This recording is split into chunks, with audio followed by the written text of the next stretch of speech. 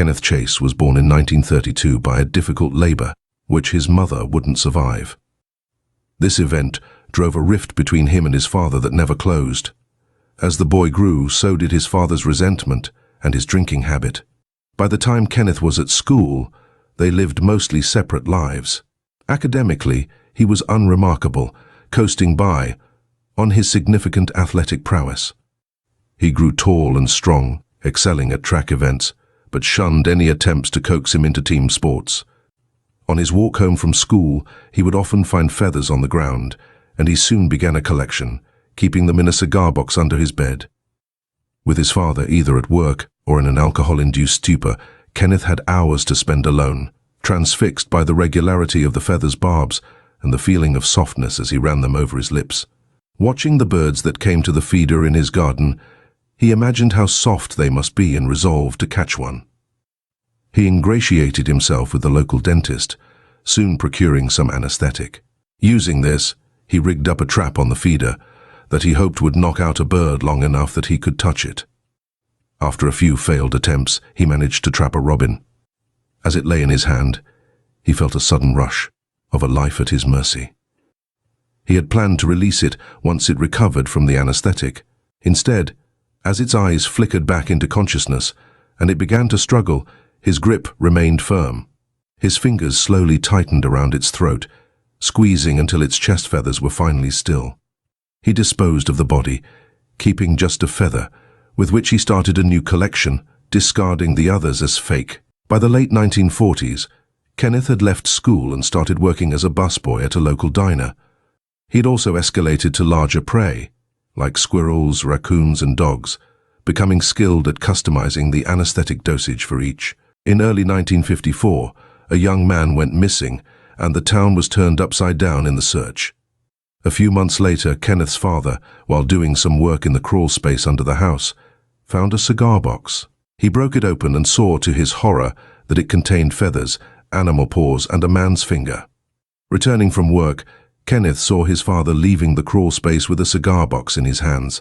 He turned on his heel and never went home again.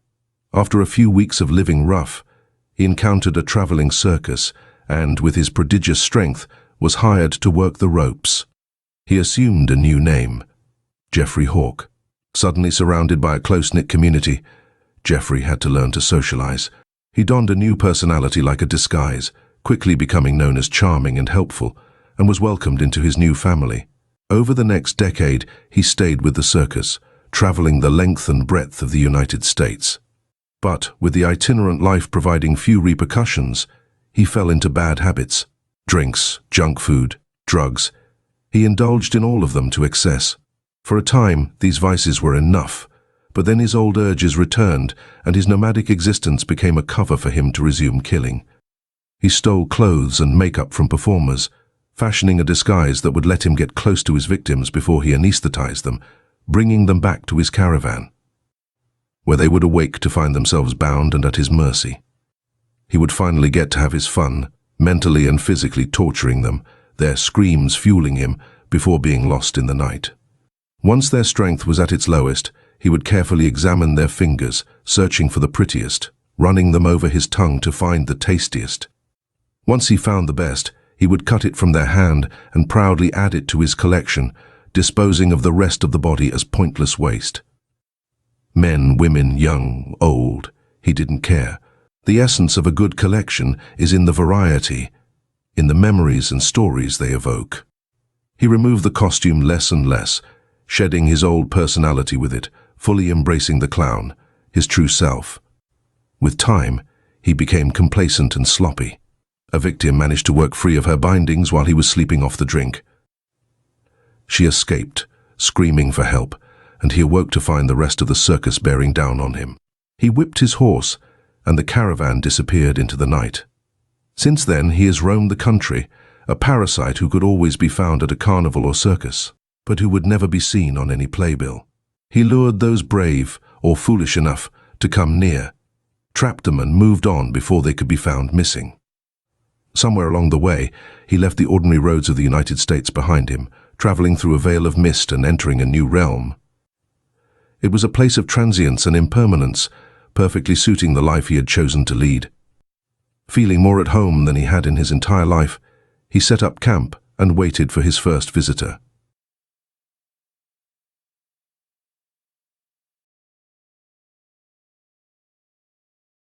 Time to finish this. Kill the bastard, right now. Jeffrey Hawk makes his move, rounds the corner of his trailer.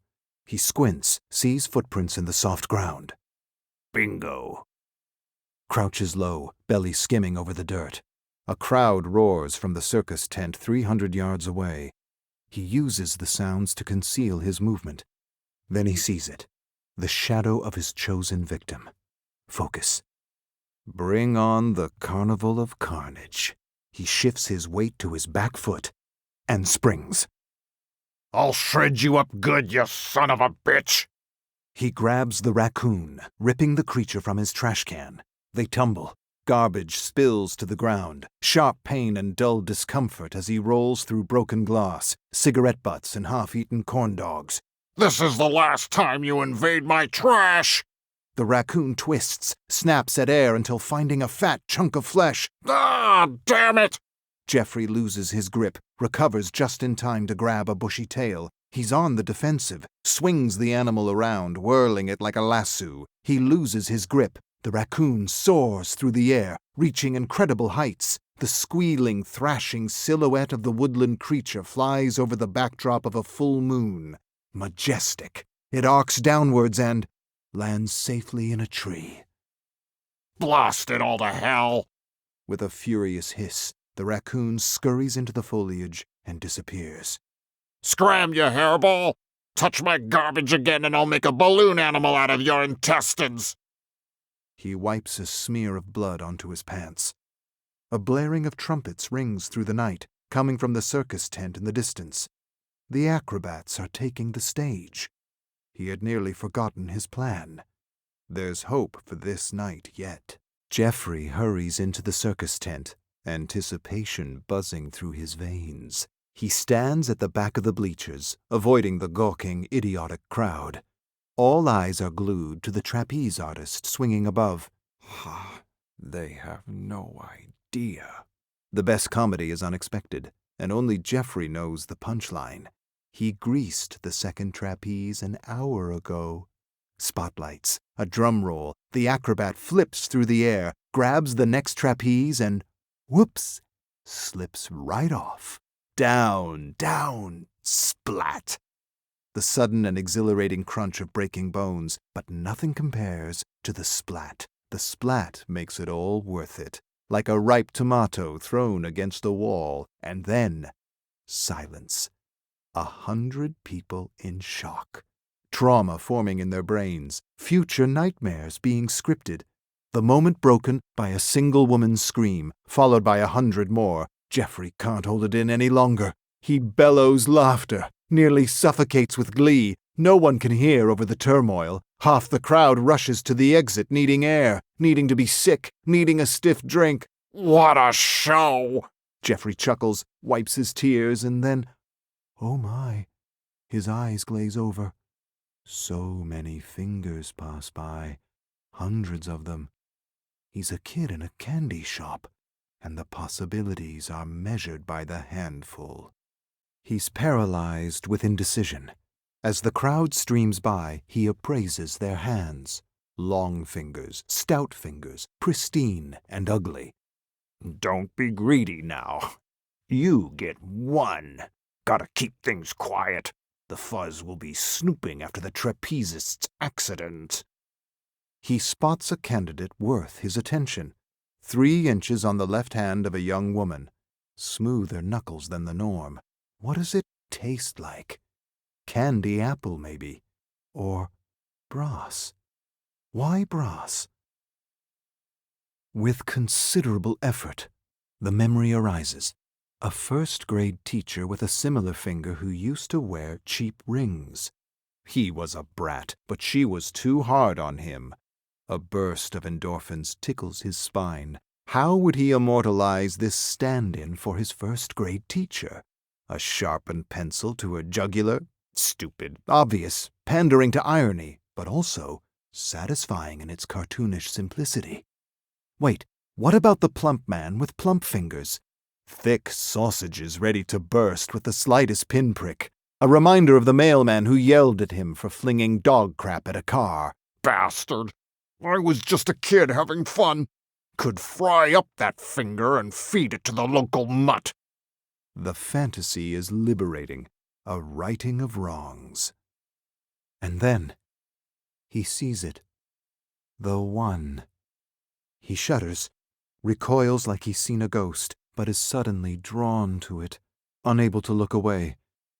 It's the finger he's always searched for, always longed to make his own, attached to a hand, to an arm, to a man with a very stupid mustache. He has found it, the finger of chaos. Jeffrey is fixated on the mustached man's finger as he walks by, so close he can taste the alcohol-soaked sweat between the joints. He knew a finger just like it, in a different life, before the circus. He's 7 years old, in his bedroom, playing with a plastic army man. He throws it against the wall, bites its head till his tooth hurts. But then, the unexpected. Chaos awakens. His father shouts from the living room with a booming voice. Jeffrey retreats to his closet. He hears his father coming down the hall, each step louder. Hide! He buries himself under a pile of dirty clothes and shuts his eyes. The closet door swings open. The odor of cheap beer floods in as a large hand grabs him, pulls him. Why? Why, you little shit? Branson says you kicked his damn dog. That true? Jeffrey's too afraid to say the words forming in his head. It's true. I walloped the smelly mutt good. Don't know why. Just something like a reaction. Don't get twisted about it. Ain't nothing different I could have done. His father shoves his finger straight into Jeffrey's face. Speak up, you damned idiot! You think I want to be stuck with you? The finger. Thick, oddly straight. A knuckle with ridges upon ridges of loose skin. A chipped nail that lends it personality. Your mom would have hated you. You listening? Jeffrey can't look his father in the eyes. He retreats to his imagination. Hack off his finger, Jeffrey. Make Dad cry. Make the blood spurt. Point the finger right back in his face and laugh. Laugh, Jeffrey. His father looks ready to burst as his face reddens. This funny to you? You some kind of clown? Keep laughing and see what happens. And though Jeffrey fears his punishment, he can't get the bloody thoughts out of his head. So he laughs and laughs. Jeffrey examines Mustache's finger as the crowd jostles around the circus tent. On his hand, a finger, thick, oddly straight, knuckles with ridges of loose skin, and yes, even a chipped nail. It may not be the original, but damn, it'll do nicely. Jeffrey barrels through the crowd, keeping an eye on the mustached man and his index finger. He pushes a lady aside, strong-arms a man. Move along, you jerks! Everyone's too disturbed by the acrobat's death to be upset by a clown's social faux pas. It'll be days before it crosses anyone's mind. Did that clown really elbow an old woman in the face? Jeffrey spots Mustache walking through the fairgrounds. Tents, Ferris wheels, and food booths have gone dark, closed for the night. The scent of deep fryers and popcorn is still thick in the air. Mustache breaks from the crowd. Perfect. Time to get to work. Jeffrey disappears into cover. Despite his size, despite his bright, gaudy clothing, he naturally slinks through the shadows. His anger over the raccoon infiltrating his garbage has fizzled away. There is only one creature of the night that lives here. His name is Jeffrey Hawk. The hunt begins. This is Jeffrey's moment. The anger and revulsion fades, if only for a few minutes, allowing him to exist in comfort. He doesn't stumble or slow as he stalks through the deep darkness. Takes sure, steady steps. He wants to remember this moment. It's simple. One man with a wonderful finger. One clown that's going to kill him. If only that was the whole of history, the entirety of existence. Wipe out the jealousy, betrayal, and greed, the tax collectors and nosy neighbors, the dogs that bark all night, the women who lead men on, the endless stream of cars and the suitcases full of lies. Erase the whole overwhelming thing, the pain that ties it together. He doesn't want to be part of it. He was never good at it anyway. Leave one simple moment, a clown, a man, and a murder. He's jolted from his tranquility as a branch snaps underneath his foot. 30 paces ahead, Mustache straightens up like a meerkat, swings his head around. He knows something's out there, something unseen. "Hello? Please, someone there? I don't know what's happening." Jeffrey chuckles. Neither do I. Jeffrey keeps to the shadows, makes his way closer to Mustache. He moves swiftly, silently. Almost silently, he hacks into his sleeve and spits a mass of phlegm into the dirt, wheezes. Could use a smoke and a shot of something. Bah, keep moving. Skulks past the cotton candy stand and around the fortune-teller's tent. No use drawing it out any further. It's time. Bring on the clown. Jeffrey paces slowly from the shadows, large, imposing, smeared in grease paint, wearing a ridiculous coat of stripes, polka dots, and patches, and the blade, beauty in simplicity. That's all it takes. Mustache squeals like a pig and scurries, all according to plan. Corral him past the pony stables, around the freak show, and cut him off. Give him nowhere to run but the haunted hostel, and really have some fun with the chump. Mustache sprints towards the rundown shack, covered in spatters of red paint and cheap imitation spiderwebs. But then he turns, beelines away from the haunted hostel and towards, no, not that, the fun house of friendship. All the makeup in the world can't cover the disgust. A deep, resigned sigh. Jeffrey stands in front of a bright pink and blue building painted in smiling, cartoonish faces of giraffes, elephants, and bears. A sign on the front says, 50 cents admission. You're in for a ton of safe, friendly fun. Oh, damn it all. Darkness. Jeffrey hears Mustache bumping around up ahead, but can't see a thing. He fumbles with wires, jams them at a wall, searching for an outlet. Bingo. Colorful lights flood over him. Playful music fills the area. An animatronic dog stares at Jeffrey with dead plastic eyes. "Let's be friends." Jeffrey delivers a solid kick to the dog's chest. "Let's be Moving on. As soon as Jeffrey reaches the hall, he's overtaken by a teddy bear parade. Cartoonish animatronics emerge from the walls, singing, smashing cymbals, playing flutes, or at least pretending to. Crackling music plays from speakers above, singing a stupid song about hugs, bringing the world together. Jeffrey elbows his way past Billy Bear and Dingles, buries a blade into Laffy's neck, gets tangled up by Terry Tickle's outstretched arms, smashes off Popo's lower jaw. Before he knows it, he's waist-deep in the ball pit canal, navigating the balloon forest, and that's where he finds Mustache, hiding at the feet of an animatronic tiger wearing a British Guards uniform. Oh, bah! The longer you cower behind Sir Cuddlepuss, the more I'm gonna make this hurt. Mustache makes a run for it. Jeffrey pulls a bottle of Afterpeace tonic from his inner pocket, gives it a swirl, and hucks. Glass shatters. A thick cloud of fumes envelop Mustache. The man stumbles and coughs, looks around in confusion, crisscrosses his feet as if each one wants to go a separate way. Jeffrey socks the idiot in the side of the head, knocking him unconscious. Time to go home. The man with the mustache is huddled in the corner of Jeffrey's trailer, babbling, crying, pleading his case. Jeffrey isn't listening. All he sees is the finger and the puddle at Mustache's feet. Jeffrey knows what it means. The man's realized he has one chance at survival, and his fight or flight just kicked in.